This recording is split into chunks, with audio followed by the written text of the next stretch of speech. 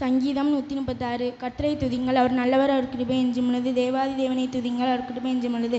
கர்த்தாதி கர்த்தரை துதிங்கள், அவர் கிருபை என்றும் உள்ளது. ஒருவரால் பெரிய அதிசயங்களை செய்கிறவரை துதிங்கள், அவர் கிருபை என்றும் உள்ளது.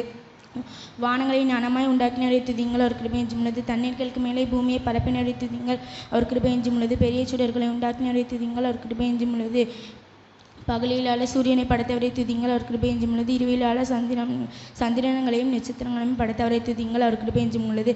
எகிப்தியருடைய தலைச்சன்களை சங்கரித்தவரை துதிங்கள், அவர் கிருபை என்றும் உள்ளது. அவர்கள் நடுவிலிருந்து இஸ்ரவேலை புறப்பட பண்ணினவரை துதிங்கள், அவர் கிருபை என்றும் உள்ளது. பலத்த கையினாலும் ஓங்கிய புயத்தினாலும் அதை செய்தவரை துதிங்கள், அவர் கிருபை என்றும் உள்ளது. சிவந்த சமுத்திரத்தை இரண்டாக பிரித்தவரை துதிங்கள், அவர் கிருபை என்றும் உள்ளது. அதை நடுவே இஸ்ரவேலை கடந்து போக பண்ணினவரை துதிங்கள், அவர் கிருபை என்றும் உள்ளது. பார்வோனையும் அவன் சேனைகளையும் சிவந்த சமுத்திரத்தில் கவிழ்த்தி போட்டவரை துதிங்கள், அவர் கிருபை என்றும் உள்ளது. தம்முடைய ஜனங்களை வனாந்திரத்தில் நடத்தினவரை துதிங்கள், அவர் கிருபை என்றும் உள்ளது. பெரிய ராஜாக்களை சங்கரித்தவரை துதிங்கள், அவர் கிருபை என்றும் உள்ளது. பிரபலமான ராஜாக்களை அழித்தவரை துதிங்கள், அவர் கிருபை என்றும் உள்ளது. எமோரியரின் ராஜாவாகிய சீகோனை அழித்தவரை துதிங்கள், அவர் கிருபை என்றும் உள்ளது. பாசானின் ராஜாவாகிய ஓகே அழித்தவரை துதிங்கள், அவர் கிருபை என்றும் உள்ளது. அவர்கள் தேசத்தை சுதந்திரமாக தந்தவரை துதிங்கள், அவர் கிருபை என்றும் உள்ளது. அதை தம்முடைய தாசனாகிய இஸ்ரவேலுக்கு சுதந்திரமாகவே தந்தவரை துதிங்கள், அவர் கிருபை என்றும் உள்ளது. நம்முடைய தாழ்வில் நம்மை நிறுத்தவரை துதிங்கள், அவர் கிருபை என்றும் உள்ளது.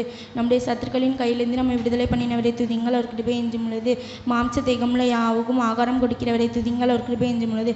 பரலோகத்தின் தேவனை துதிங்கள், அவர் கிருபை என்றும் உள்ளது. அல்லேலூயா.